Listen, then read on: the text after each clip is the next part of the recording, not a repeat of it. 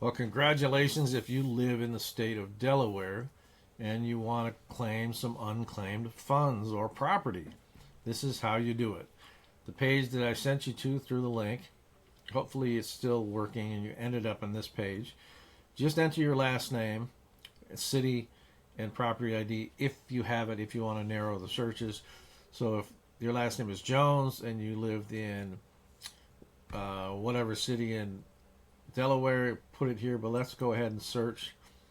This wheel right here will let you know that they're verifying your browser to make sure this is not a phishing expedition by somebody trying to get something for free, and it will give you the information. Now, here we go. Jones, Jones, Jones, Jones, Jones, Ireland Jones, Dover Jones, or I'm sorry, Jones, who lived in Ireland, Delaware, and it says CSG Systems Inc. It's over $50. Now, I know you're looking at these amounts and you're saying, well, Bill, that's not a lot of amounts. Well, but they can add up because you can have multiple claims. So let's go to a different page and see, and it shows you what is available.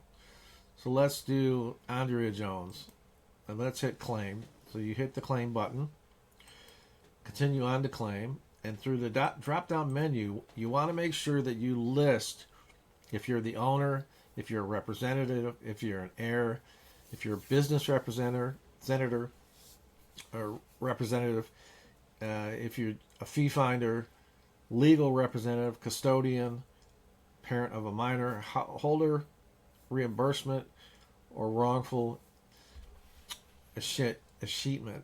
I can never say that word right.